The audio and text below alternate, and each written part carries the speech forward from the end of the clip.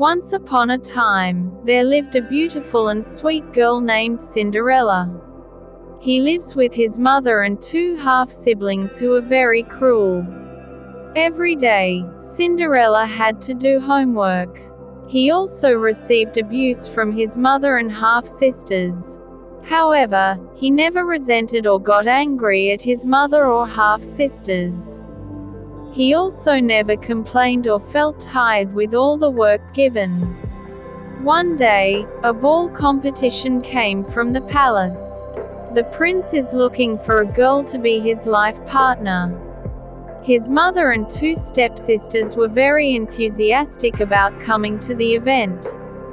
"I want to come to the party. I will dance with the prince," said the eldest brother. "Hey, don't dream, sis. The prince will definitely choose me, because I'm prettier than you. Mother will definitely be proud and happy if I become a princess," said the second sister with a radiant face. "Mother will be very happy if you two can marry the prince and we will become a respected family," said the stepmother. Cinderella also heard about the ball competition. He also asked permission from his stepmother to attend the palace dance. "Can I come to the dance with you, ma'am?" he asked. Her mother and two stepsisters laughed and looked down on Cinderella. "Hey young girl, you will only insult me when you come to the party," said the stepmother. "You are right, ma'am. People will just laugh to see you there," said the two stepsisters. The day of the dance party arrives. Everyone in Cinderella's house was busy doing her hair and trying on pretty dresses for the event, except for herself. The two Cinderella sisters found it difficult to put on their dresses. Even though they both eat less, so their bodies look beautiful when they dance. Cinderella's mother and her two stepsisters went to the ball. Cinderella entered her room and cried. She wants to come to the royal ball like the other girls. When Cinderella was sad because she couldn't go to the ball, a fairy appeared from her bedroom window. "Stop crying, good boy," he said. Cinderella was surprised by the presence of the fairy godmother in her room. He also wiped his tears. "I really want to go to the dance," she said through tears. "Come on, go to the garden and bring me a pumpkin," answered the fairy godmother. Without thinking, he brought the best pumpkin to the garden and gave it to the fairy godmother.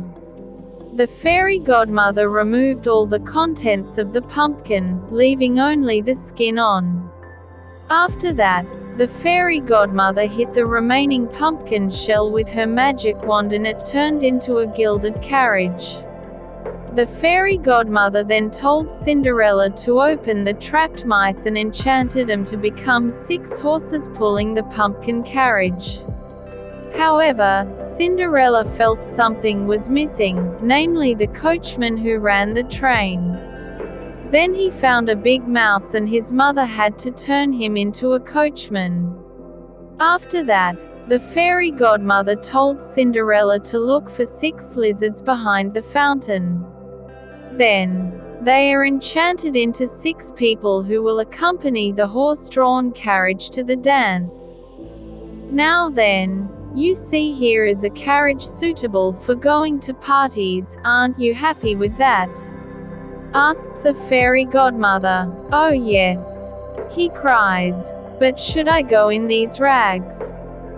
The fairy godmother touched her with her magic wand, and instantly her shabby clothes became a beautiful dress. The fairy godmother also gave her a pair of the best glass slippers in the world. Dressed beautifully and in a horse-drawn carriage, she went to the palace for the ball.